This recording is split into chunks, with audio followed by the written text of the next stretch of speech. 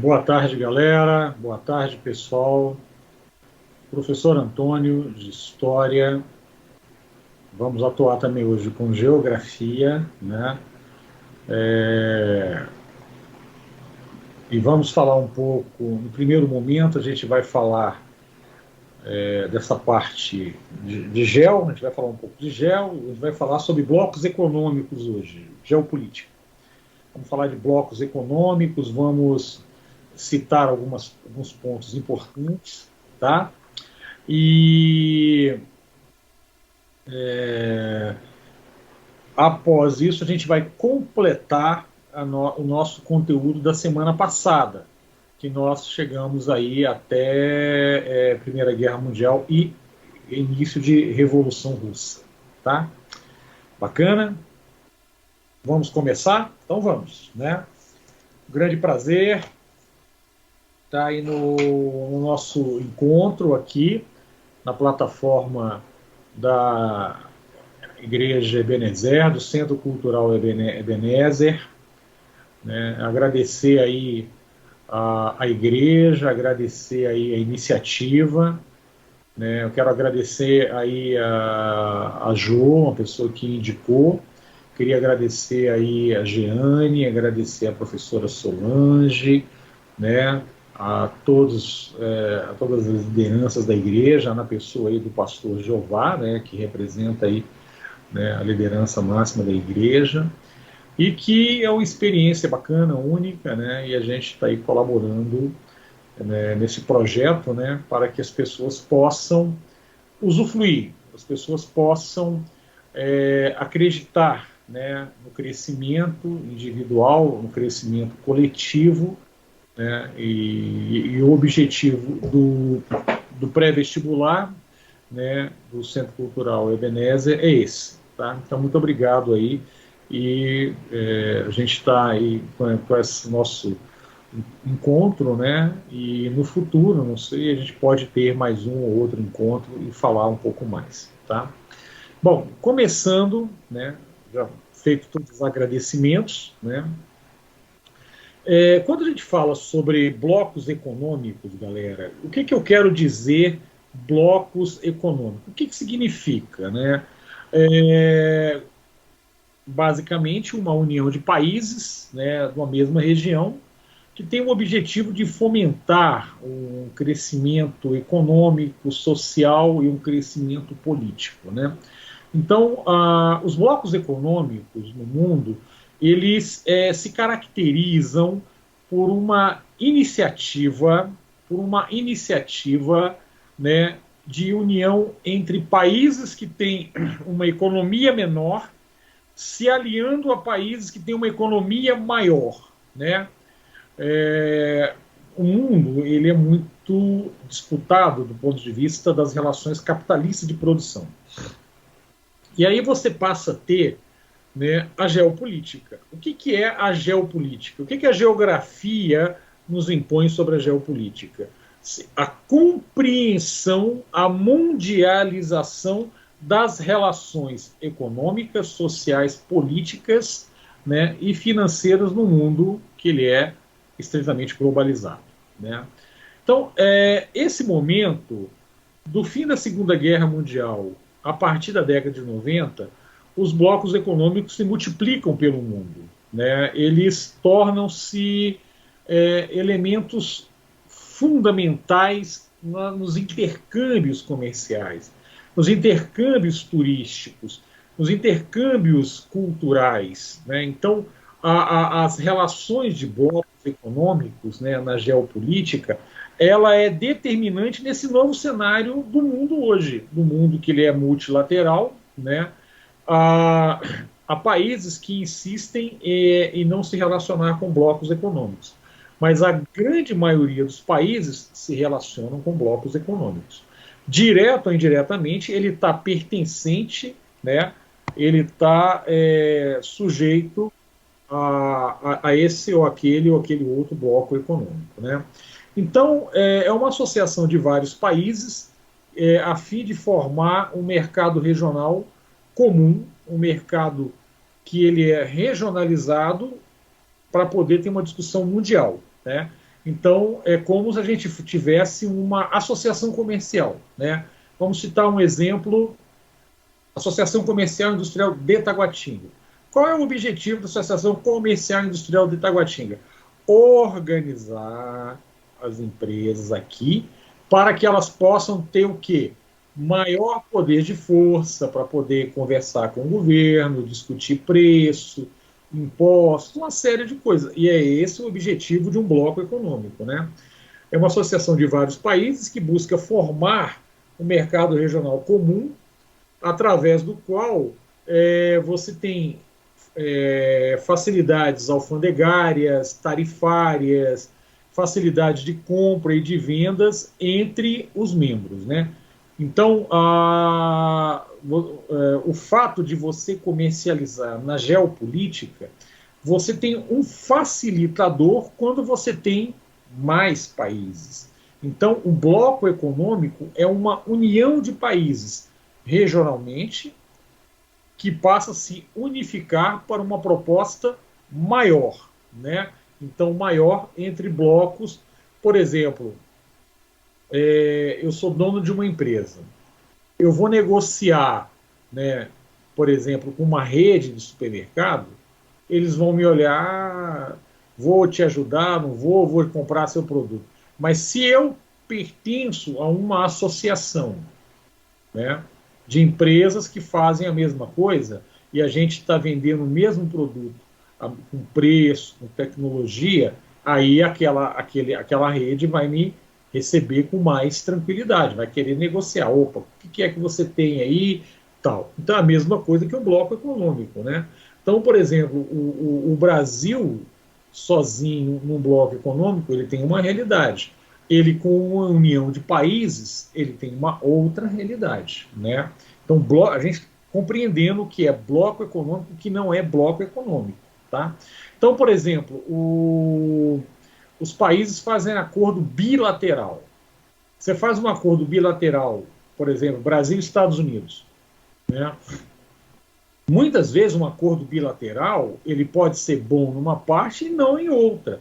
Por quê? Porque você vai estar negociando com uma economia que é muito maior do que a sua, muito mais preparada. Agora, se eu estou num bloco de países e vou negociar com uma grande economia, aí eu tenho força.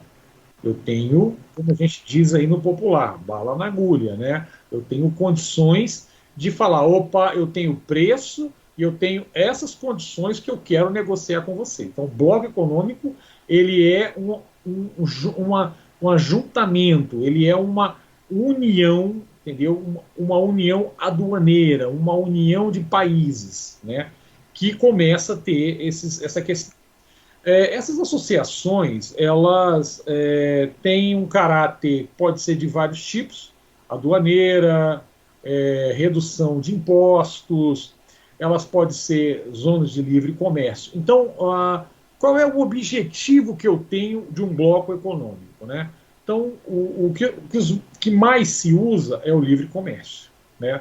No Brasil, nós temos uma união aduaneira de livre comércio, que é o nosso a Zona Franca de Manaus. A Zona Franca de Manaus é um grande exemplo, que é uma zona de livre processamento de exportação, que é onde você tem essa questão dos preços, questão livre de impostos, que você consegue, a fábrica que se instala, ela tem uma série de incentivos, né? Então você tem essa proposta, né? Então a questão do livre comércio, a eliminação de impostos, a redução, com o objetivo de vendas, de ampliar as vendas. Então, o bloco econômico, ele tem um grande desafio, é você ter um facilitador na questão de vendas, né? Existem aí zonas de livre comércio que, quando essas mercadorias elas podem ser vendidas e praticadas com taxas entre os países, né? Então, que não é uma tarefa muito simples, porque quando você discute um bloco econômico, você vai pegar um país, você vai pegar outro país que tem legislações diferentes e unificar. E isso daí é algo que demora, isso aí é um processo lento, é um processo amplo, né, que nós vamos ver alguns exemplos aqui, né? Finalmente, há o mercado comum, onde convivem políticas iguais sobre o livre comércio, tarifas externas, circulação de capital, de pessoas e mercadorias. Então, o que é um bloco econômico? Primeiro, regionalmente, eu preciso, antes de conversar com outros blocos econômicos, eu preciso avançar. Qual é a minha produção de comércio? Qual é a minha venda de mercadoria? O que eu quero vender para os outros países que fazem parte desse bloco econômico? Então, eu tenho que discutir legislação livre de impostos, legislação fronteiriça, liberação de mercadorias. Eu tenho que ver se eu não vou destruir a minha indústria nacional, se o outro país não vai destruir a sua indústria nacional, se vai ajudar a indústria nacional, o comércio. Entendeu? Então, o grande objetivo é esse, né? Vamos ver agora alguns desses grandes blocos econômicos. Que blocos econômicos são esses? Nós já entendemos que bloco econômico é uma união aduaneira, alfandegária, de políticas econômicas entre países de uma mesma região. Então, o que fica claro é essa união existente nesse momento. Tá? Então, por exemplo, nós vamos começar falando aqui na América do Sul, né, do Mercosul. O Mercosul é uma experiência de bloco econômico realizada aqui, criada em 1991, como o maior bloco econômico do hemisfério sul, formado por Brasil, Argentina, Uruguai, Paraguai, e com perspectivas de entrada da Colômbia, da Venezuela, da Bolívia. Então, há uma discussão, né, entre os países. Porque você, para fazer parte, como país membro de um bloco econômico, você precisa votar os países membros criadores daquele bloco econômico. No caso, Brasil, Argentina, Uruguai e Paraguai, para que outro país aqui da América Latina possa adentrar ao Mercosul, ele tem que ser aprovado pelos parlamentos desses países. Se um país disser não, não entra. Tem que haver uma consonância, né, desses países.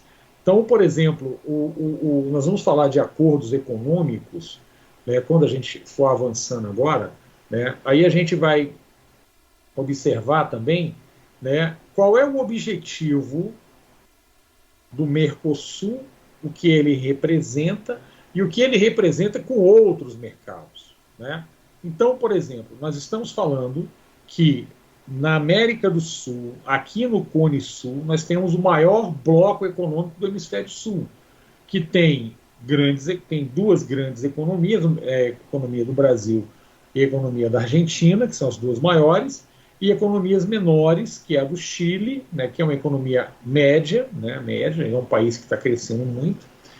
Tem uma economia pequena, como é a economia uruguaia e a economia do Paraguai. Né? Nós vamos falar sobre a União Europeia. Falamos do primeiro bloco econômico, nós vamos falar dos principais blocos econômicos. Vamos falar agora da União Europeia. Né? Vamos falar como é que começa a União Europeia. Só um minutinho, galera. A União Europeia, ela começa com o mercado comum europeu. Né?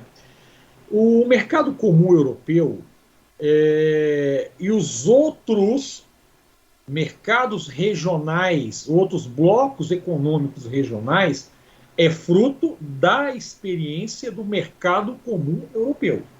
Né?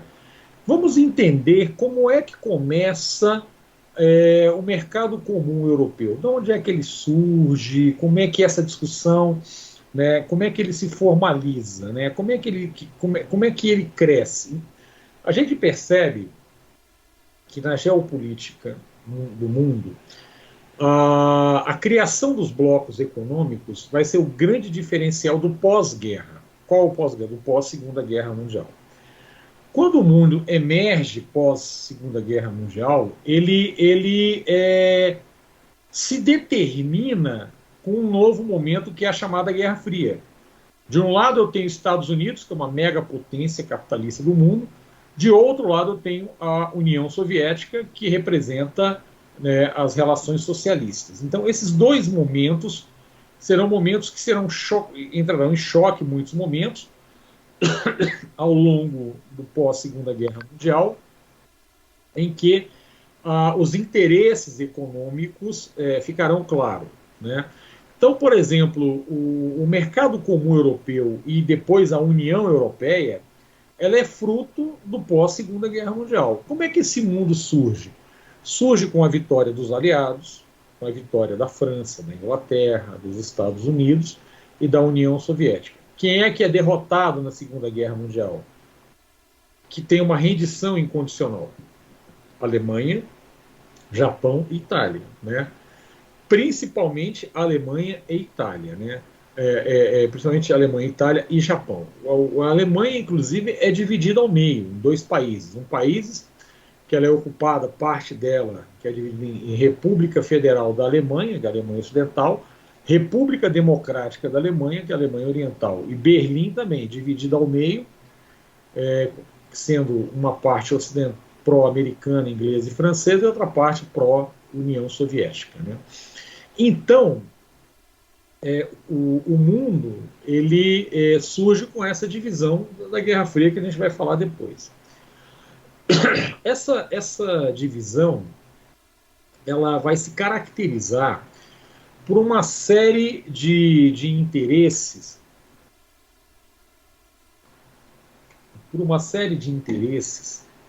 que vai nessa disputa de hegemonia. Né? O que é hegemonia? O que é uma disputa hegemônica? De um lado, eu tenho a hegemonia americana, capitalista, que tem um pacto militar que é a OTAN.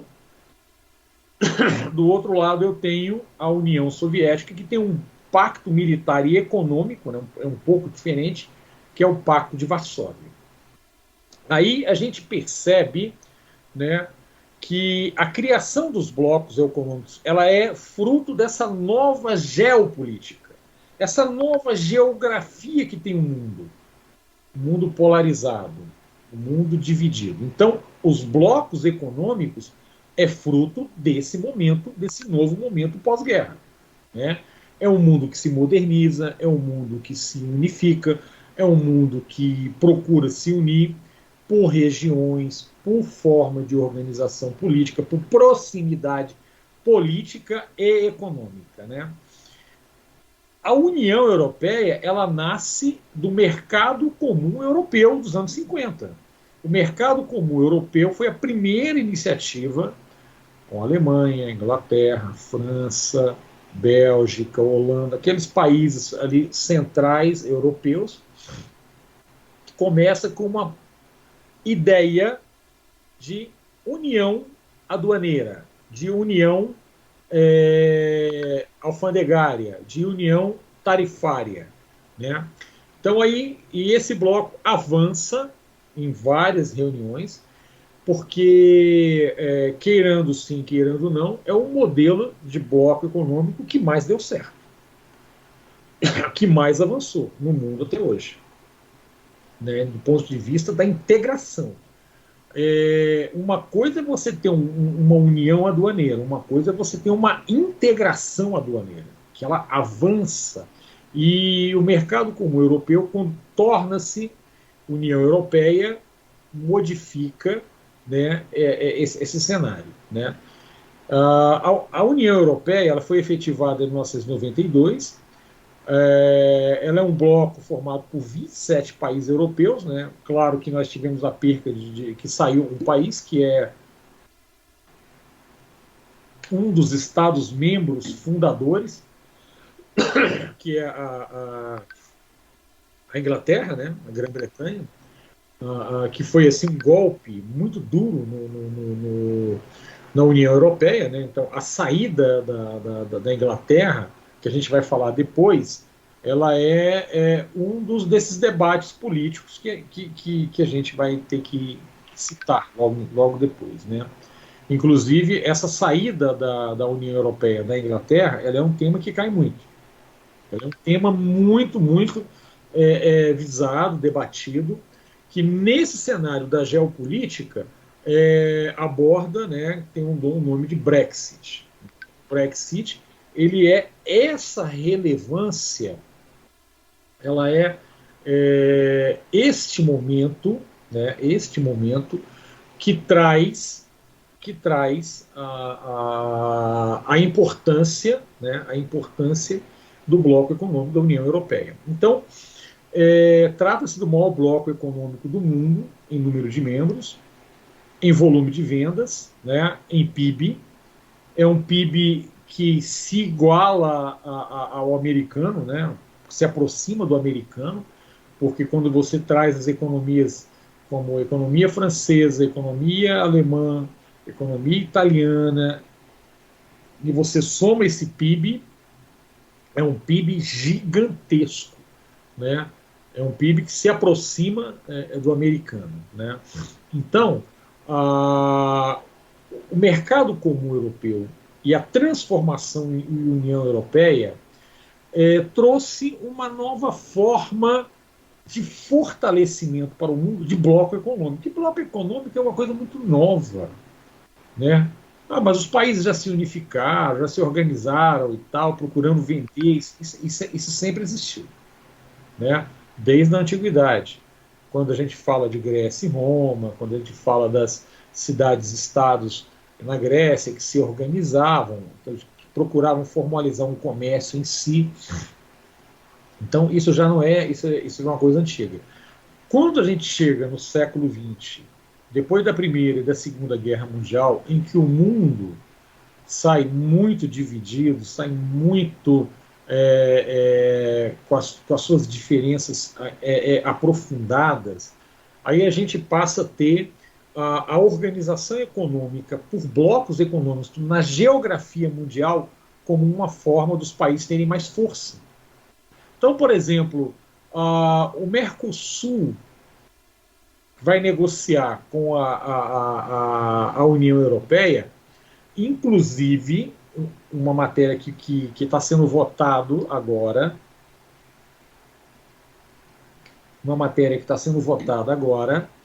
é o acordo comercial entre Mercosul e União Europeia, né? Então, é um acordo complexo, longo, difícil, interesses de vários países lá, interesses de países aqui, né? Por quê? Porque tem coisas que são comuns lá, que são comuns aqui, que vai prejudicar lá, vai prejudicar aqui, tem que acordar, tem que ter uma taxa aqui e uma taxa lá. Ou seja, tem 20 anos que o Brasil tenta formalizar esse acordo econômico com o Mercosul, com a União Europeia. O Parlamento da União Europeia aprovou pontualmente o acordo econômico, né? O que está emperrando são algumas questões pontuais de produtores de países que é a mesma coisa que o Brasil produz aqui, produz lá, que tem medo de prejudicar. Então, são essas relações que têm que ser acertadas, né? Agora, claro que o bloco econômico, por exemplo, do Mercosul, negociando com a União Europeia, onde você passa a ter uma negociação em bloco, onde você passa a ter os interesses, né, desses países aqui, Brasil, Argentina, Chile, Uruguai, Paraguai, para vender os seus produtos, é muito maior, é muito mais forte, né? Onde você pode negociar com a União Europeia. O que a União Europeia quer nos vender? Então vamos discutir preço. Em vez de discutir só o Brasil com a França, só o Brasil com a Alemanha, o Mercosul com a União Europeia. Então vamos discutir o que é interesse em produtos. Então por isso que é a criação de um bloco econômico. A criação que se refere a essa questão. Então a União Europeia é o maior bloco econômico no mundo, porque é um bloco econômico que começou a ser fomentado nos anos 50.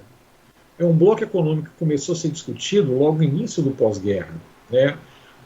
Surgiu essa questão de você ter um mundo que saiu de uma guerra, que tinha o nazismo, que tinha o fascismo, o salazarismo, o franquismo, o stalinismo. Né? Então, essa guerra deixou marcas muito profundas, quase 70 milhões de mortos, quase 500 milhões de feridos.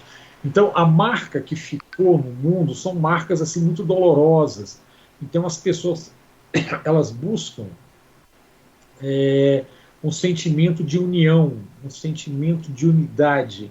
Né? Então, o mercado comum europeu e logo depois a União Europeia é fruto dessa construção histórica, desse momento histórico, desse momento que vai refletir o pós-guerra. Então, nós temos aí o Mercosul, um bloco econômico composto, né, aqui no hemisfério sul. Nós temos o bloco econômico da União Europeia, que é um bloco econômico, que é o maior bloco econômico do mundo, né, que reflete grandes economias, né, na Europa. Né, e nós vamos falar agora do NAFTA, né, do NAFTA, que muda de nome, né, para o USMCA. O USMCA, né? Então, o que vai ser o NAFTA? O NAFTA vai ser o livre comércio, o bloco econômico da América do Norte, né? Aqui da América do Norte, que envolve Estados Unidos, maior economia, Canadá, segunda maior economia, e México. Né? Então, essas três grandes economias formarão, né, dois países que falam inglês e francês, por causa do Canadá e Estados Unidos, e um país que fala espanhol, que é o México. Né? Então, o acordo Estados Unidos, México e Canadá substituiu o NAFTA, que é esse USMCA. Né? Essa mudança que foi proposta no governo anterior dos Estados Unidos foi aceito pelos parceiros, né, que buscou esse novo tratado, essa nova discussão, né, após uma grande negociação, que trouxe, entendeu, um cenário mais abrangente, principalmente com relação ao México. Né? Então, ele aumenta a regulação com respeito ao meio ambiente, incrementa a produção de automóveis, além de garantir do mercado canadense, né, aos Estados Unidos, ao México, né, desses produtos.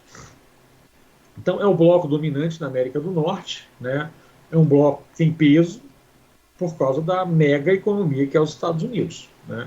Então, é uma economia central. A economia americana ela é uma economia diversificada e ela atua nos seus interesses com o NAFTA, que é o SCMA, né, que é esse tratado que envolve Estados Unidos, México e Canadá. Ele negocia no conjunto com esses dois países e negocia separadamente segundo os seus interesses. Né? Por ser uma mega economia, por ser o país mais poderoso do bloco capitalista, né, ele tem essa prerrogativa, essa perspectiva.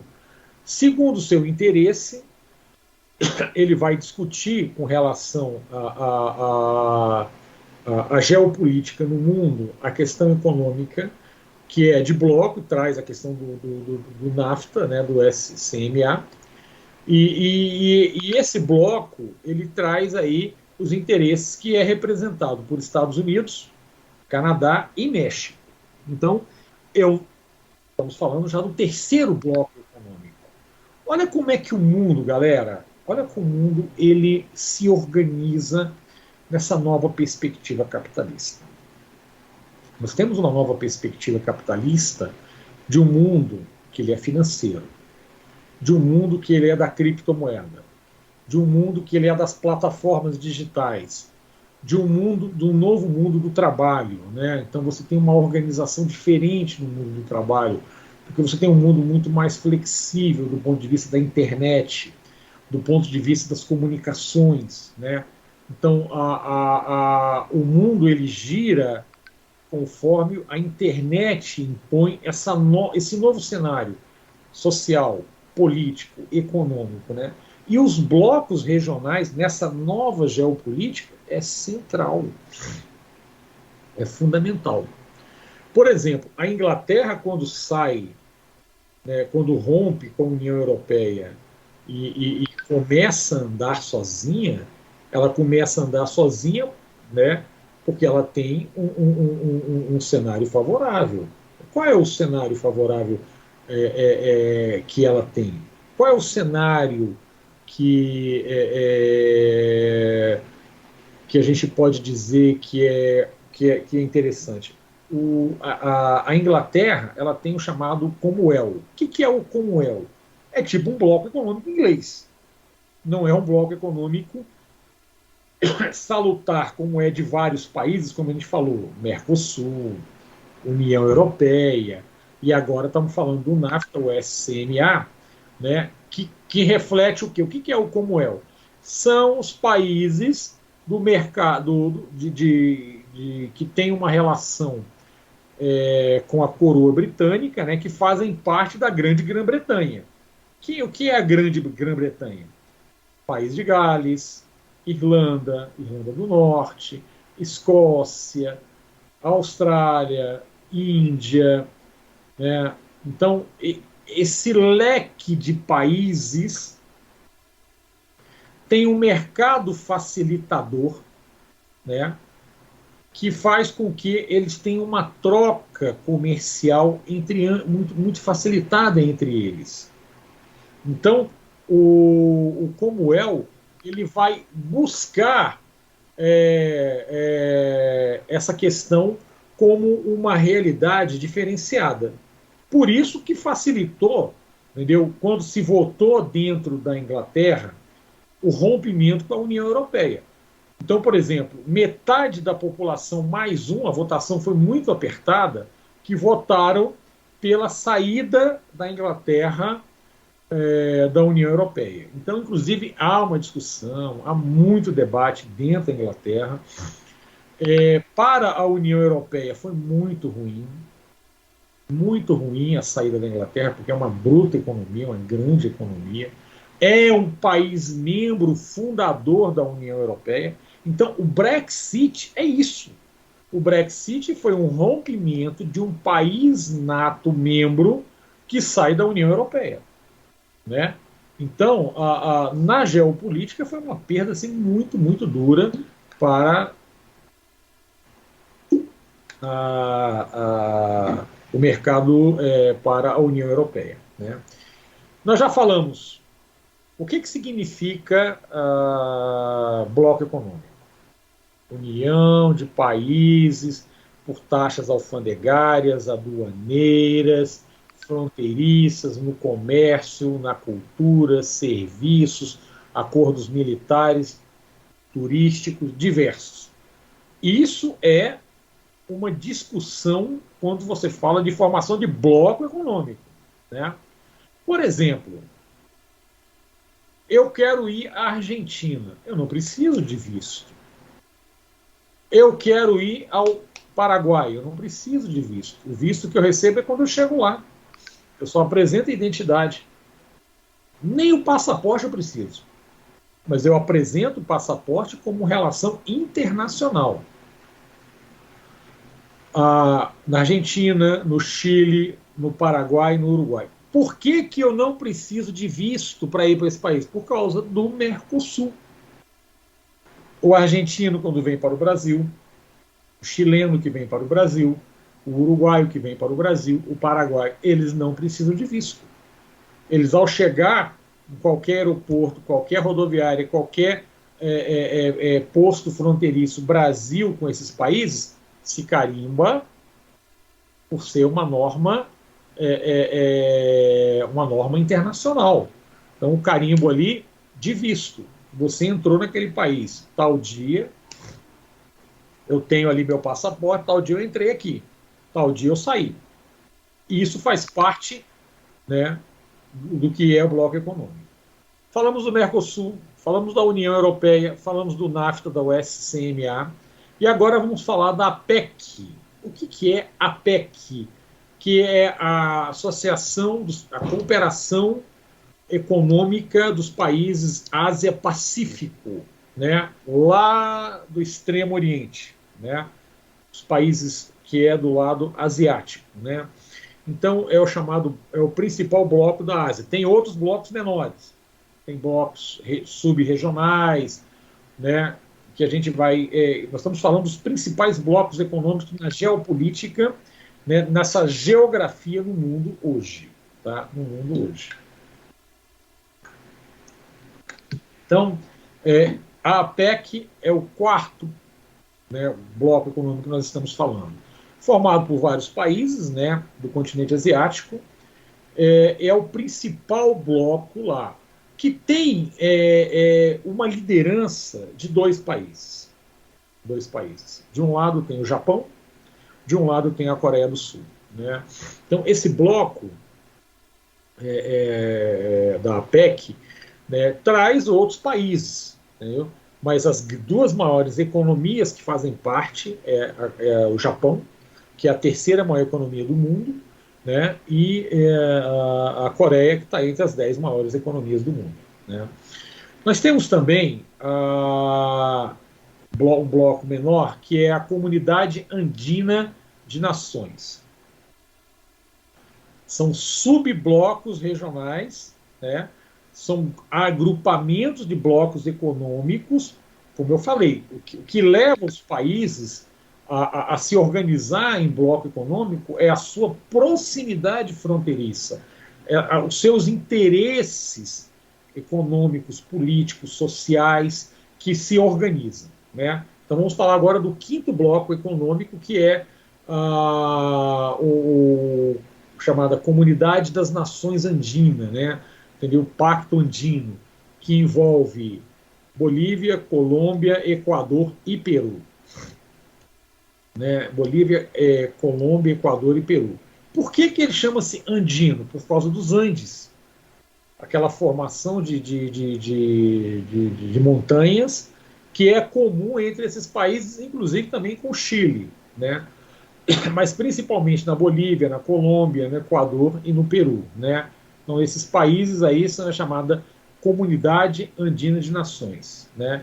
Então, aí a gente pode. É um bloco menor, economias menores, é aqui, entendeu? Também na América do Sul, né?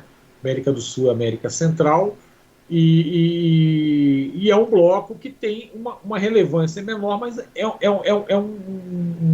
uma importância desses países que tem algumas familiaridades, algumas similaridades que o bloco torna esse comércio, esse facilitador.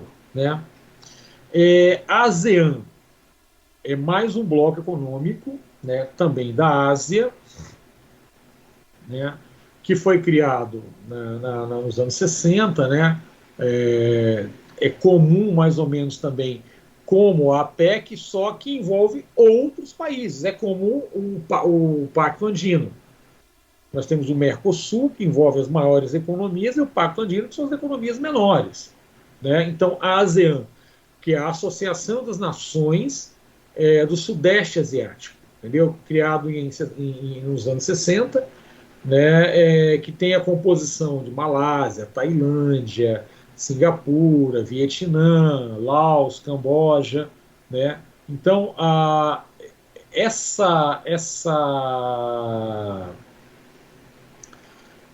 ASEAN ela é de um bloco de países que tem uma economia menor, diferente da questão da APEC, que são as economias maiores lá na Ásia. Vocês estão vendo que a gente está citando os blocos econômicos relevantes e os blocos um pouco menos relevantes, né? Mas que são importantes. Porque o objetivo do bloco econômico é se fortalecer, porque eu sou um país menor, mas qual é o meu objetivo? É caminhar com outros que são mais ou menos iguais a mim. que eu possa vender o meu produto, o outro que produz alguma coisa muito parecida comigo, que a gente possa estar facilitando. E esse facilitador, ele é principalmente nas questões, como eu falei, do Mercosul, turístico, tecnológico, intercâmbio, né? Então, essas coisas facilitam entre esses países, né, que são importantes. Nós temos um outro bloco econômico chamado SADC, que da Comunidade de Desenvolvimento da África Austral, já é no continente africano, né? Então, foi criado na década de 90, né? E tem uma abrangência de 16 países, é um bloco razoavelmente grande, né? 16 países, né, no continente, né, na África Austral. A África Austral, ali do meio para baixo, ali, né, no continente africano, onde você tem ali essa relevância dessa questão aí do bloco econômico no continente africano. É importante a gente citar a questão do continente africano, porque a gente percebe nos últimos anos um objetivo da África tentar se aproximar tecnologicamente, da sua organização, das suas relações econômicas, né, com o que acontece na Ásia, com o que acontece na Europa, o que acontece na América, né? Então, o continente africano, essa comunidade chamada SADC, esse bloco de países criado, né, nas regiões da África Austral, depois a gente vai fazer um repasse dos blocos que eu estou citando, porque nós estamos falando de um continente de 1 bilhão de pessoas. O continente africano é 1 bilhão de pessoas. E que tem um nível de desenvolvimento, né, em alguns países muito próximo à Europa, como é o caso da África do Sul, mas muito distante quando você fala da África Austral e da África do Norte, né? Nós falamos também de uma África, que é uma África árabe, que é uma África muçulmana, que é a Mauritânia, que é o Marrocos, que é a Líbia, que é o Egito, que é o Sudão, né, que é a Argélia. Então, a África do Norte, ela tem essa grande representatividade por ser o que nós chamamos de uma África árabe subsaariana, né, que é o Maghreb, que faz parte do grande deserto do Saara, que o pessoal chama que é o deserto do Saara. Então, o SADC é um bloco econômico que fala com esse objetivo, né, dessa geopolítica, porque não é fácil você construir saídas, né, ter uma relação comercial isolado. Você não consegue dialogar. O que você tem a oferecer? Então, o bloco econômico, ele te traz essa condição, fortalece essa condição. Entendeu? Por isso que depois da Segunda Guerra Mundial, nós vamos ter tantos blocos econômicos, regionais, menores, regionais, maiores, economias menores, economias maiores, que a gente vai dar uma repassada. Então, essa história dos blocos econômicos, a gente pode considerar a formação dos blocos econômicos como sintomas mais recentes de um sentimento: geopolítica, geografia atual e globalização. Então a gente fala do pós-guerra, do pós-Segunda Guerra Mundial, e caracteriza isso numa lógica da Guerra Fria. Então, da Guerra Fria, essas uniões aduaneiras, essas uniões dos blocos econômicos, dessa geografia, né? Inclusive, isso é matéria que cai, galera, isso é matéria que cai, que é cobrada, assim, quando você fala de blocos econômicos, entendeu? Primeiro eu tenho que saber entender o que é bloco econômico. A gente está falando sobre isso, né, que é importante. Então, nesse panorama, as transações comerciais ficam intensificadas, a diminuição das exigências de fronteiras entre as nações signatárias. O que é uma nação signatária? É uma nação que faz uma adesão a um bloco econômico. No caso, o Brasil é signatário do Mercosul, juntamente com a Argentina, com o Uruguai, com o Paraguai e o Chile. Então, esses países são signatários fundadores do Mercosul. Tem outros países querendo entrar, que tem um debate, a Venezuela, a Colômbia, a Bolívia, né? Até ampliar até mais. Né? Então, o grande objetivo aí é ir adiante. Né? Mas a gente também tem um bloco do Pacto Andino, que, ó, que acaba tendo os mesmos interesses. Né? Todo bloco econômico, galera, é fruto de um acordo intergovernamental. É fruto de um debate, de uma discussão que leva-se anos. Porque o meu interesse, ele é econômico, ele é político, ele é social, ele é turístico. Mas do outro país também é. Eu tenho que adequar, né? Aí surge tudo isso devido às afinidades regionais, que facilitam, privilegiam as trocas econômicas entre si, o turismo, tecnologia, acordos comerciais. Né? Então, em sua maioria, são formados por países vizinhos ou por algo que os une geograficamente. E no caso desses blocos econômicos, como o Oceano Pacífico, que no caso é tanto a APEC como a ASEAN lá na Ásia. Né? O marco histórico desse fenômeno pode ser considerado a Guerra Fria. Né?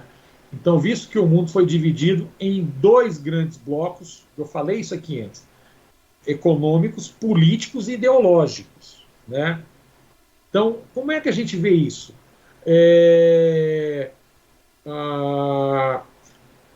Como é que surge esse primeiro bloco? Como é que surge essa discussão? Né?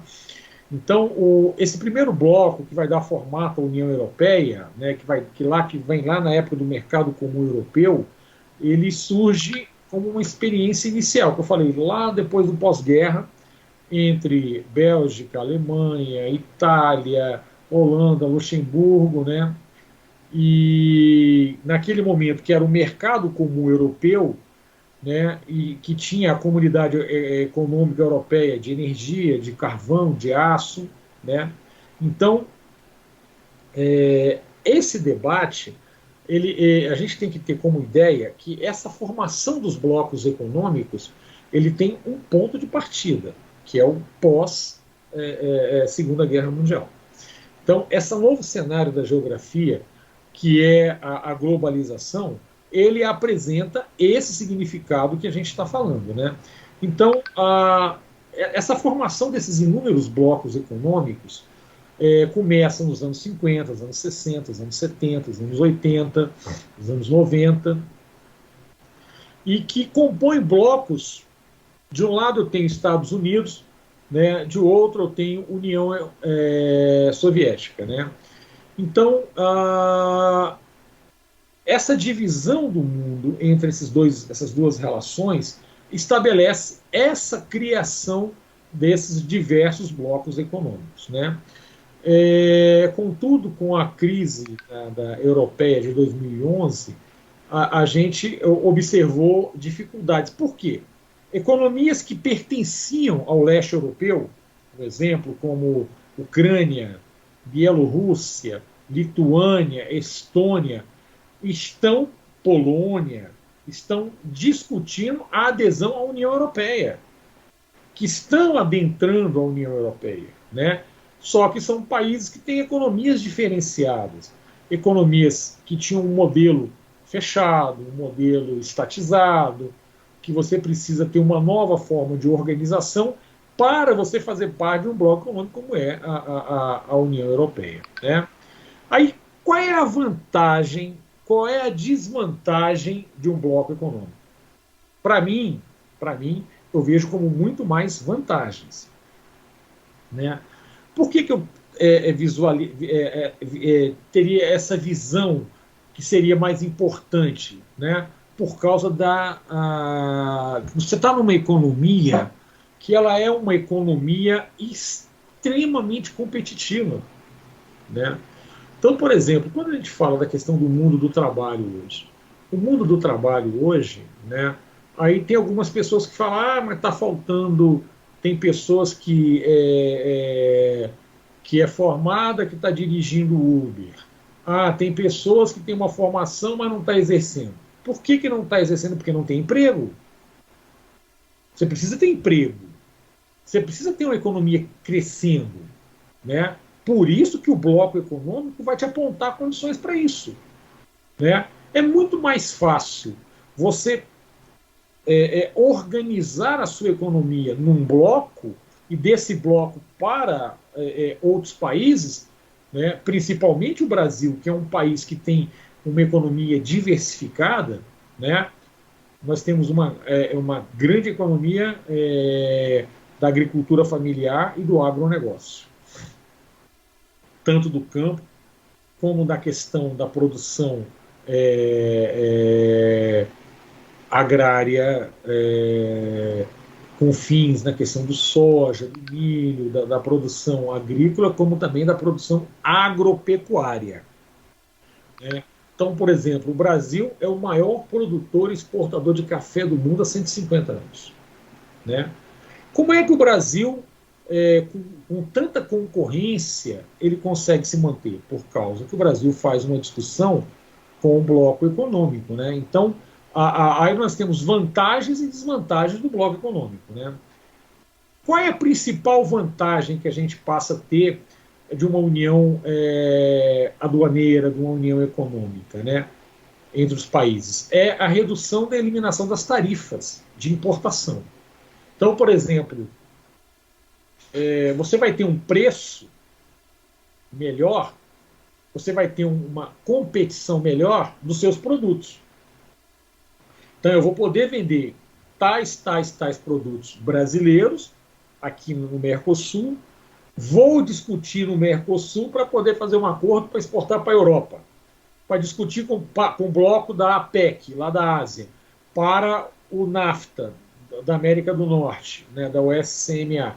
Então, essa união vai favorecer a esse comércio. Então, o bloco econômico ele começa com a redução das tarifas, permite a compra de produtos mais baratos, acesso à tecnologia, a redução da tarifa alfandegária também estimula a chamada indústria do futuro. Qual é a indústria do futuro? Turismo. Entendeu? A nova indústria, a nova gerador de empregos no mundo, que é uma energia limpa, é o turismo. O turismo, ele molda, ele faz uma coisa que as pessoas gostam, que é viajar, uma coisa que as pessoas gostam de conhecer novos lugares, conhecer novas pessoas, né? E esse intercâmbio gera aí bilhões de dólares, trilhões de dólares no mundo. Por quê? Porque você faz essa chamada circulação de pessoas e mercadorias, né? Os produtores podem se beneficiar com a redução de importação de matérias-primas, né? Essa redução, veja bem, não é que você não precisa de importar. Por quê? Porque quando você está discutindo comércio, então, por exemplo, eu estou discutindo com o bloco econômico Mercosul, vamos dizer, com a APEC lá da Ásia. Eu quero vender carne, quero vender soja, quero vender alguns produtos industrializados. Eles querem vender para nós também alguns produtos, mas esses produtos eu já tenho, né? O que eles... Mas só faz parte dessa questão do intercâmbio, a troca comercial, que eu recebo esse produto, eu vendo aquele produto, entendeu? Por isso que se utiliza o bloco econômico como um abrir de portas na geopolítica mundial, né?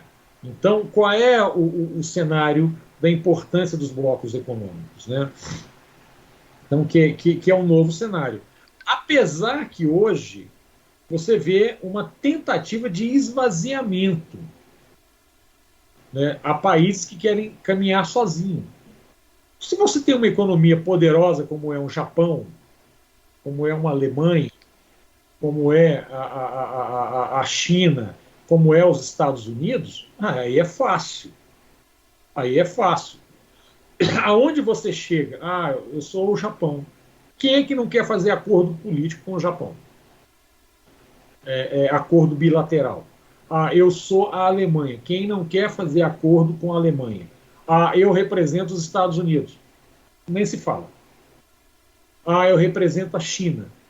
Então, nem se fala. Então, isso daí deixa claro que a necessidade de você ter uma política multilateral. Então, por isso que é a questão do bloco econômico, né?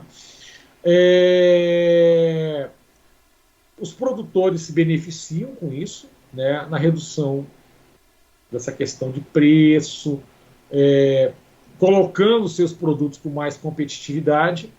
Aquelas empresas que não se adaptaram às transformações, bem como aquelas que não possuem estrutura para concorrer com os rivais em outros países, a tendência é fechar.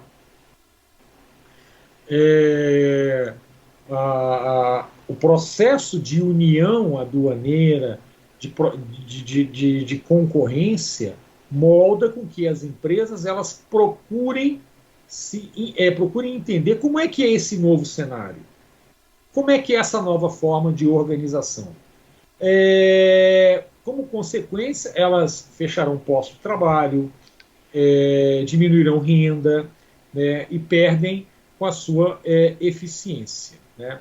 Então, o bloco econômico, galera, vamos dar uma repassada aqui nos blocos que a gente começou a falar. É tudo isso que eu acabei de falar para vocês, né?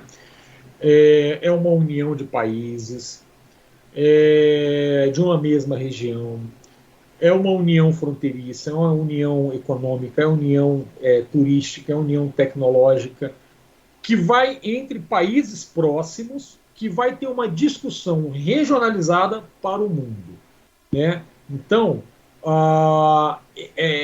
essa união do bloco econômico de vários países, que vai formar um mercado regional, ela tem essas facilidades alfandegárias. Então, primeiro ponto, pós-Segunda Guerra Mundial, galera, na massa do sangue, na cabeça. Primeiro ponto, pós-Segunda Guerra Mundial, emerge um mundo dividido. De um lado tem Estados Unidos, de um lado tem União Soviética. De um lado, bloco capitalista, de um outro lado, bloco socialista. Ponto. Como é que eu vou negociar no meio dessa briga de cachorro grande? Como é que eu vou entrar nessa luta? Blocos regionais. Primeira iniciativa, Mercado Comum Europeu, que vai ser a União Europeia. Uma experiência muito, muito interessante. A União Europeia ela foi além do que outros blocos. A União Europeia ela introduziu uma moeda única, galera. Ela introduziu uma liberação de passaporte das fronteiras, facilitou o intercâmbio de pessoas para pessoas. Inclusive, o preço que a Inglaterra está pagando pela saída da União Europeia é muito alto.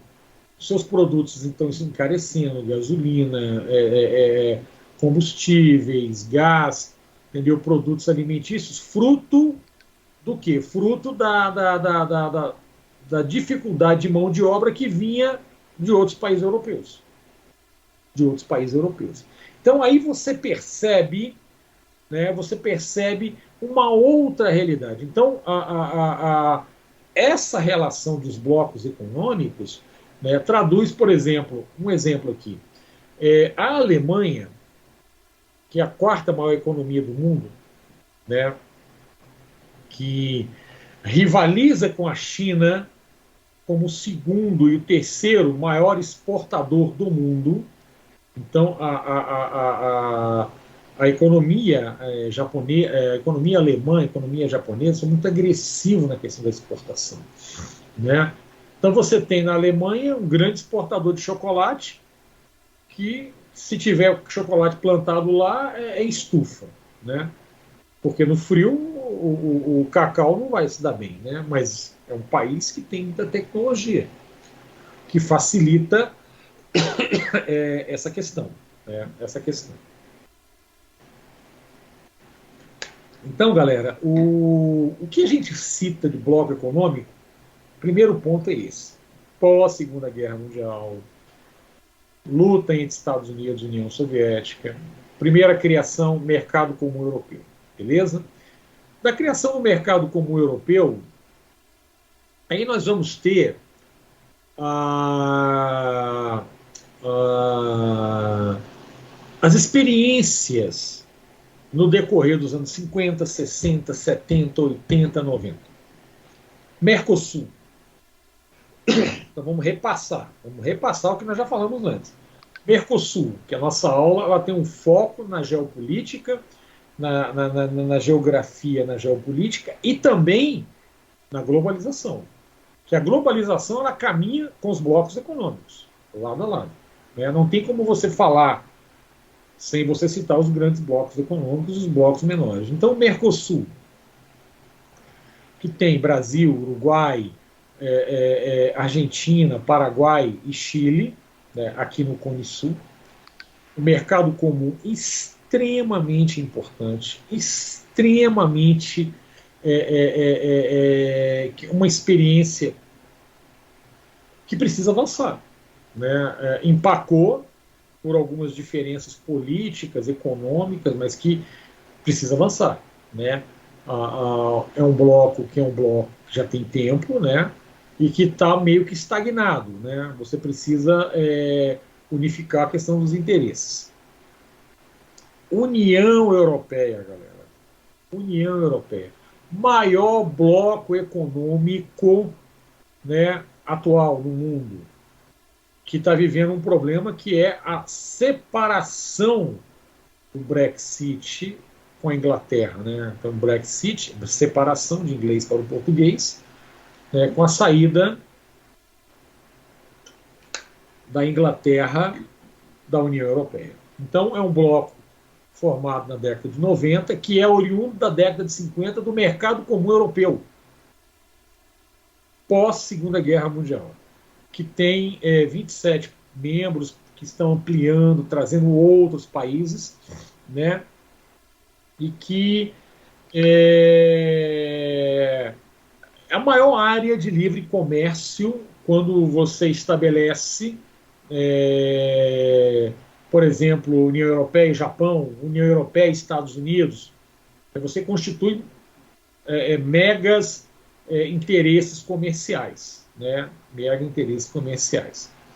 Então nós falamos do Mercosul, falamos da União Europeia, estamos falando agora do NAFTA, que é o SMCA, né? Que é a União Econômica México, Estados Unidos e Canadá, entendeu? Na América do Norte, que estabelece, né, essas relações comerciais na América do Norte. Apesar de que você tem duas grandes economias desenvolvidas, né, que é o caso Canadá e Estados Unidos. Estados Unidos uma mega potência, mas você tem um irmão menor que não conseguiu ter o mesmo nível que é o México. Né?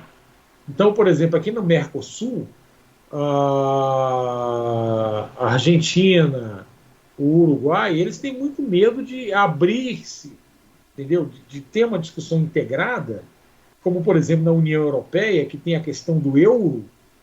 Cara, eu tenho uma moeda única na União Europeia, que transito. Então, por exemplo, eu não tenho mais o marco alemão, eu não tenho mais o franco francês, eu tenho o euro. A moeda que eu tenho na Europa é o euro. Eu falo de duas grandes moedas no mundo hoje. De um lado eu falo do dólar americano, do outro lado eu falo do euro europeu. Por que o euro europeu é uma moeda que tem peso? Por causa da União Europeia. Né? Então, então nós temos aí o Mercosul, União Europeia, o NAFTA, o SMCA. Aí nós temos também a PEC, né, quarto grande bloco econômico, né, que é o bloco de vários países que compõem, é um mega bloco também, muito poderoso, economias muito fortes, e é o principal bloco da Ásia, né, que tem essa relação com o Japão, Coreia, China, tem toda essa participação como grande bloco econômico aqui, né?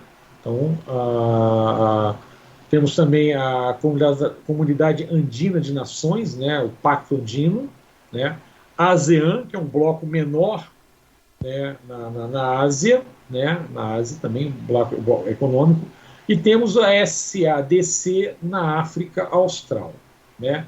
Então, esses blocos econômicos que são os blocos econômicos que nós temos no mundo hoje, tá? Então, o bloco econômico Mercosul, União Europeia, o SCNA, que é o NAFTA, ASEAN, a PEC, Pacto Andino, SADC, que é na África. Então, nós temos vários blocos: América do Sul, Europa, América do Norte, Ásia e África. Então,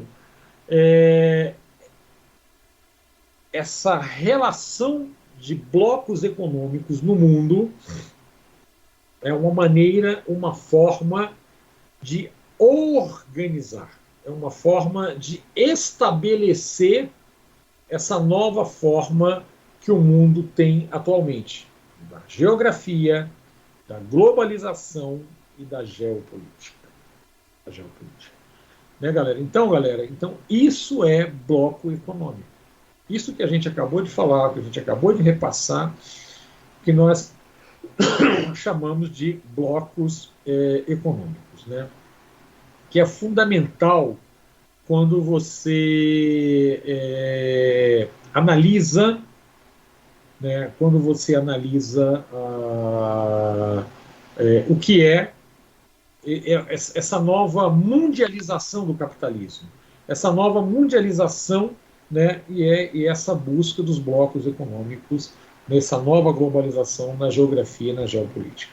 Beleza? Bom, então a gente completa nossa aula, a gente finaliza essa parte da geografia, que eu falei sobre blocos econômicos hoje, que é massa demais, galera, muito interessante. É como você lidar com o retrospecto desse mundo em evolução, em mudança, que a gente tem que estar antenado.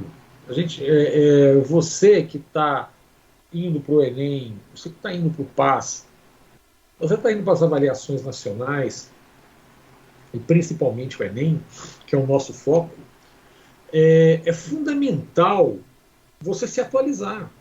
É fundamental você tirar diariamente ali meia hora, uma hora do seu tempo que você está na internet para você ler o que está acontecendo aqui na cidade, no Distrito Federal, no Brasil, no mundo. O que está acontecendo na geopolítica? O que está acontecendo na história? Né? O que está acontecendo nas mudanças? Né?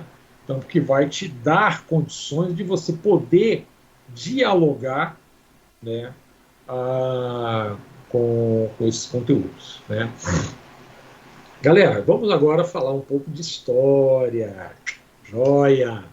Maravilha, maravilha, maravilha. A gente parou no nosso conteúdo semana passada em Primeira Guerra Mundial e Revolução Russa. Né?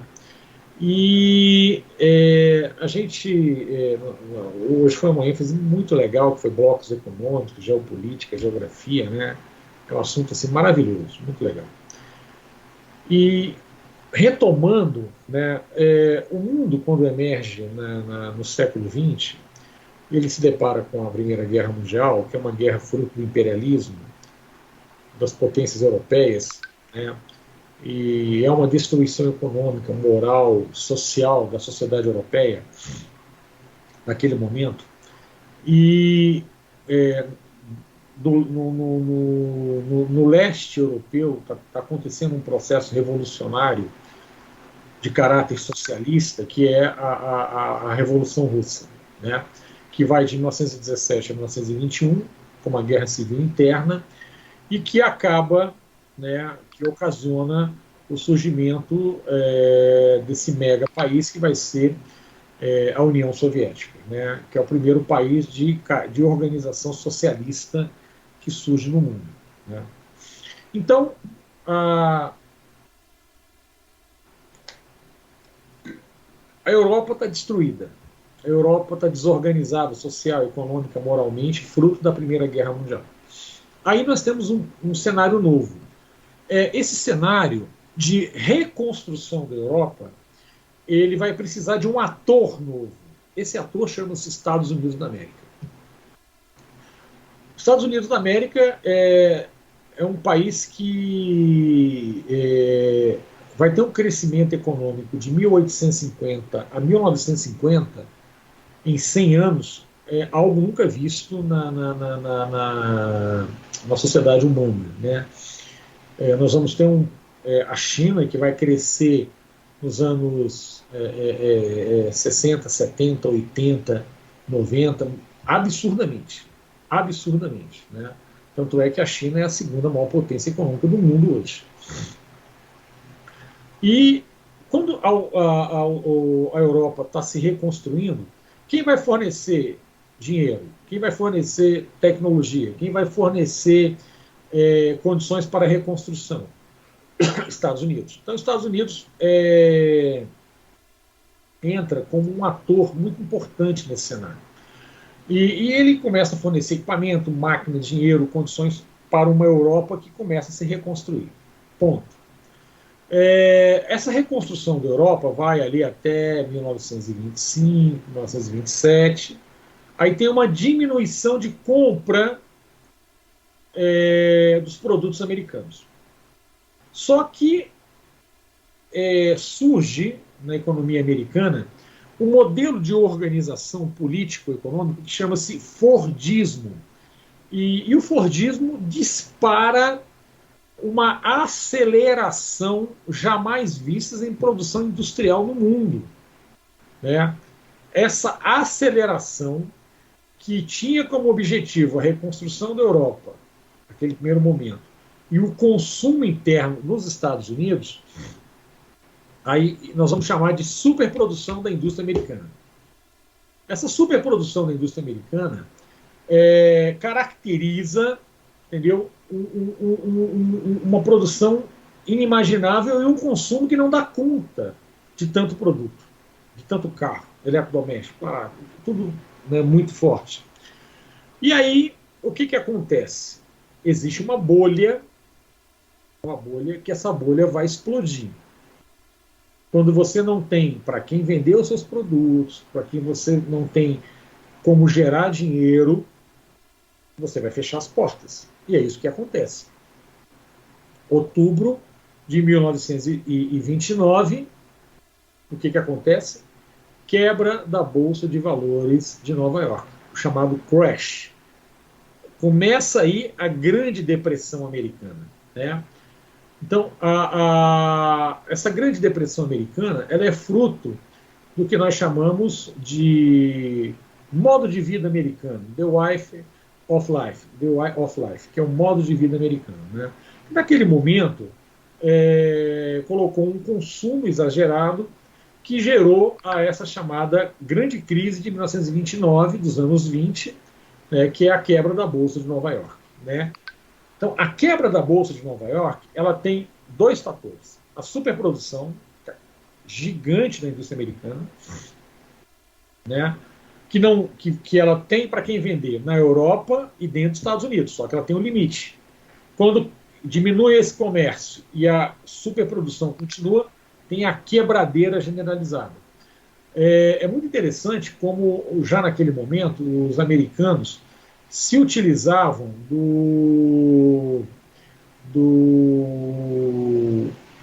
da venda em papéis na Bolsa de Valores, né, como já eram avançados naquele momento. Né? E aí, esses papéis do mercado financeiro colocam em evidência no mundo a primeira grande crise do chamado capitalismo moderno, né, que é o capitalismo financeiro, que é o que manda no mundo atualmente, né, que é o Bitcoin, a criptomoeda, que é o mercado financeiro, que é o dinheiro que é móvel. O dinheiro ele migra. Eu vou aplicar tantos bilhões de dólares no Brasil hoje. Amanhã eu vou aplicar na China, vou aplicar nos Estados Unidos. O mundo é assim. O mundo financeiro ele é móvel e ele se molda com essas relações econômicas. Pronto, crise de 29, quebradeira e tal. Como é que começa a recuperação econômica americana? Aí vai ter a eleição de um novo presidente chamado Franklin Delano Roosevelt, que ele vai implantar uma política chamada New Deal. A política do New Deal é chamada intervenção do Estado na economia. Né? Então você vai ter milhões de desempregados, pessoas passando fome e tal. O que eu posso fazer para amenizar essa questão? Obras públicas, políticas sociais, uma série de questões que vai ser desenvolvida naquele momento com essa política econômica chamada de New Deal nos Estados Unidos. Né? Para tentar diminuir os efeitos do que vai ser a quebra da Bolsa de Valores de Nova York. Né? Então, essa crise afeta o Brasil profundamente. Profundamente. Primeiro porque coloca em declínio a República Velha, a Primeira República. Né? As elites de Minas e São Paulo, que governavam ali o país, entram em crise porque você tem as elites do Rio Grande do Sul, as elites do Nordeste se unem e tem um novo nome na política brasileira, que vai dar um golpe de 30, que vai assumir, que vai ser Getúlio Vargas. Então, aí começa o período Vargas, né? Fruto também dessa crise econômica, do café. Porque o Brasil tinha uma âncora econômica focada no café. Nós tínhamos uma indústria pequena, nós tínhamos um país ainda em nível muito fraco de desenvolvimento industrial, energético, siderúrgico. Nenhum país no mundo pode dizer que ele vai se concretizar como nação se você não tem uma chamada indústria de base, indústria do cimento, né, do carvão, geração de energia, siderurgia. Isso é fundamental em um país. Né? Isso coloca se um país é dependente ou não de outros países, quando você rompe tecnologicamente. Né?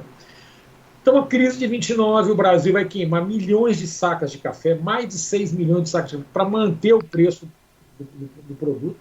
Né?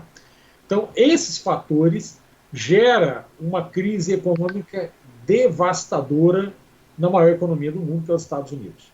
Né? E aí os Estados Unidos entram numa crise financeira, tenta se reconstruir e tal, beleza. E na Europa nós estamos tendo uma mudança nas relações econômicas. Que mudanças são essas? Com o fim da Primeira Guerra Mundial, criou-se a chamada Liga das Nações. A chamada Liga das Nações, ela tinha por objetivo equacionar os problemas e tornar uma Europa que não repetisse o que foi a Primeira Guerra Mundial, né? Que não repetisse o que foi a Primeira Guerra Mundial. Então, esse sentimento, ele é um sentimento que deixa claro a fragilidade política e econômica da Europa. Né? E aí nós vamos ter a ascensão de regimes totalitários na Europa. Regimes de direita e regimes de esquerda. Na Alemanha, com a crise do Tratado de Versalhes, com a derrota da Primeira Guerra Mundial, aí tem a ascensão desses regimes, que é o Partido Nacionalista Alemão, que é o nazista, Partido Nazista, sob a liderança de Adolf Hitler. Nos anos 20, nós vamos ter o Partido Nacionalista na Itália, sob a liderança de Mussolini, né? que são partidos de características conservadoras, né, preconceituosos, então que vai ter uma marca. Qual vai ser a marca? A eliminação de 6,5 milhões de judeus. Quando o mundo acorda do pós-Segunda Guerra Mundial, quando vai em Auschwitz, quando vai em Dachau, quando vai em Sobibor, que eram os campos de concentração, o mundo fica estático, sem saber o que está acontecendo. Por quê? Por que eu estou eliminando uma pessoa que é igual a mim?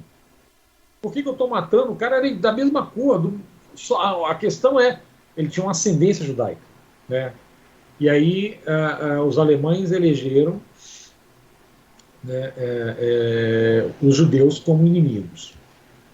Os ciganos, os negros, LGBTI, testemunha de Jeová, evangélicos, foram muito perseguidos, católicos, então foram mortos, eliminados aos milhões, né, por parte dessa política nazifascista, né, na Alemanha, na Itália, o stalinismo na União Soviética, o que acontece na China. Então você vai ter o totalitarismo de direita e vai ter o totalitarismo de esquerda. Então, essa fragilidade democrática na Europa, o que faz com que a ascensão desses regimes totalitários, né, deixem marcas muito profundas, marcas que vão trazer muita dor, né? E esse sentimento, ele é um sentimento que vai fazer com que esses partidos totalitários assumam o poder pelo voto popular.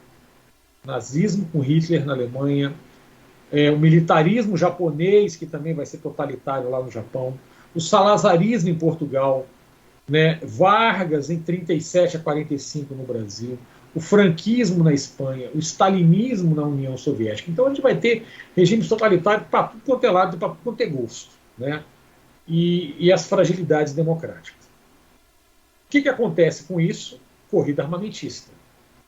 Corrida armamentista, interesses, fruto do que aconteceu com a derrota da Alemanha na Primeira Guerra, os sentimentos no povo alemão, que eles não aceitavam aquela derrota, vai facilitar a ascensão desse regime totalitário na Alemanha.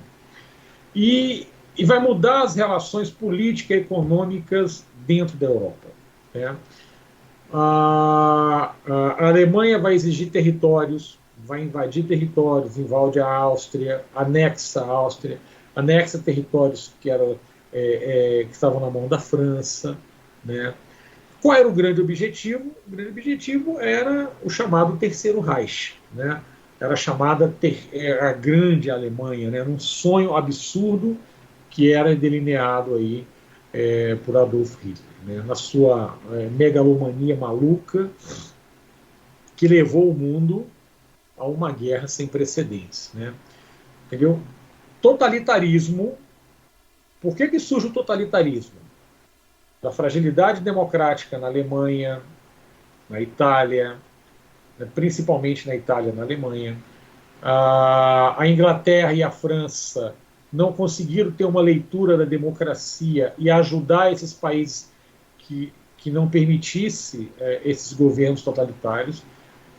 Então, esses governos totalitários chegam através do voto ao poder e, ao chegar ao poder, utilizam da força, começam a perseguir internamente pessoas que eles acham que é inimigo, como judeus, ciganos, evangélicos, que se dirigem protestantes, testemunho de Jeová, católicos, negros, deficientes, entendeu? Então, vai ser toda uma característica de achar quem é o culpado que a Alemanha perdeu a guerra, quem é o culpado da Alemanha ter sido humilhada. Então, tem que ter um culpado. O culpado foram esses, que foram mortos aos milhares, né? Foram mortos nos campos de concentração, foram mortos perseguidos por esses regimes, né? Então a pessoa estava com a sua Bíblia, estava fazendo a sua oração, ele era perseguido e era morto por ter uma devoção religiosa, por defender Cristo. E ele pagou o preço com a sua vida por um regime nazi-fascista que não compreendia e não aceitava o outro pela democracia. Né? Então a gente precisa ter essa ideia do que é totalitarismo. A crise de 29 foi fruto do capitalismo moderno, da superprodução dos Estados Unidos. Né? E numa Europa que está fragilizada, política e economicamente, na Alemanha e na Itália. Mas também no Oriente tem um regime totalitário, que é o Japão, que vai formar o eixo Roma-Berlim-Tóquio. Esses países de caráter, que têm essa característica, né, que com essa sua megalomania, primeiro ponto é a guerra civil espanhola, com apoio da Alemanha, inclusive vai ter uma marca muito interessante que cai em algumas questões, que é o quadro de Guernica, de Pablo Picasso, o quadro Guernica, que mostra o bombardeio alemão sobre uma cidade espanhola. Então é importante vocês gravarem isso, que no decorrer da ascensão desses regimes totalitários durante os anos 30 na Europa, né, o que vai anteceder a Segunda Guerra Mundial é a Guerra Civil Espanhola, que vai ser usado como laboratório pela Alemanha, né, para mostrar ao mundo que ela era a melhor saída. E a gente vai ver depois que o que vai ser o nazismo. Um regime de exceção, um regime que vai matar milhões de pessoas. Né? E aí, o que acontece depois da Guerra Civil Espanhola? Aí nós temos a ascensão de Salazar em Portugal, de Franco na Espanha, de Mussolini na Itália, de Hitler na Alemanha. A Europa está prestes a uma nova guerra. 1º de março de 1939, a Alemanha invade a Polônia. Pum, começa a Segunda Guerra Mundial. Inglaterra e França declaram guerra à Alemanha. A Rússia faz um pacto, a União Soviética faz um pacto de uma agressão com a Alemanha, que não vai ser respeitado. Né? Segunda Guerra Mundial, entre 60 e 70 milhões de mortos, mais de 500 milhões de feridos. Feridos não é só na questão física, mas na questão mental. Populações inteiras ficaram muito feridas, muito influenciadas. De 1939 a 1945, 6 anos de uma guerra que vai mudar a história do mundo. Os primeiros 50 anos do século XX. Fruto de tudo isso que a gente construiu até agora, que nós falamos, né? E ao finalizar a Segunda Guerra Mundial, nós vamos ter um mundo que emerge com uma nova organização econômica, chamada Guerra Fria. Quando nós falamos dos blocos econômicos, nós falamos do que vai ser pós-Segunda Guerra Mundial. Então, a Guerra Fria ela vai ser fruto de uma Europa dividida entre Estados Unidos, OTAN, Organização do Atlântico Norte, entre a União Soviética, entre o Pacto de Varsóvia, né, que é o pacto dos países socialistas, né, do leste europeu. Esses dois blocos, entre 1945 a 1991, vão organizar as relações políticas e econômicas no mundo. Então, as relações políticas e econômicas no mundo, né, tem muito a ver com essa questão da Guerra Fria. Tá? Então, a Guerra Fria vai ter outros desdobramentos, né, como a gente imagina, né, que como a gente falou aqui, né, com relação às guerras árabe-israelense, a guerra da Coreia, a guerra do Vietnã, a guerra Irã-Iraque, a guerra do Afeganistão, né, até o fim, né, da União Soviética, em 1991. Então, todas essas características elas colocam em evidência esse novo mundo globalizado, esse novo mundo dividido, esse novo mundo, né, que tem essas novas características que nós temos atualmente. Ok, galera, estamos encerrando nossa aula de hoje, né? Nós começamos aí 14h45, né? Já é 16h15, 1h30 de aula, né? E estamos finalizando. Falamos hoje uma aula muito legal sobre blocos econômicos. Falamos sobre blocos econômicos do mundo inteiro, dessa organização geopolítica centrada na questão econômica, na questão social do mundo, essa nova organização geográfica, né, da geopolítica, da globalização dos blocos econômicos, falamos sobre isso. Falamos sobre crise de 29, falamos do totalitarismo, falamos de Segunda Guerra Mundial, né, e chegamos à Guerra Fria. Tá? E é isso. Então, no contexto que a gente começou na semana passada, século XIX, Brasil em geral, século XX, Brasil em geral, até Guerra Fria, inclusive com blocos econômicos. Tá? Muito bacana, galera, muito bom o nosso encontro. Foi, assim, uma boa experiência. Até agora está sendo uma boa experiência. Espero que essa aula ajude. Espero que esse contexto reflita com relação na hora de você fazer uma abordagem sobre esses temas, que você possa visualizar, né, do que nós comentamos, do que nós identificamos como pontos importantes, entendeu? Dessa organização política, social, econômica, histórica, né, do mundo atual. Beleza? Um grande abraço. Foi muito bom o nosso encontro hoje. Beleza, galera? Fiquem bem. Tudo de bom para vocês. Beleza?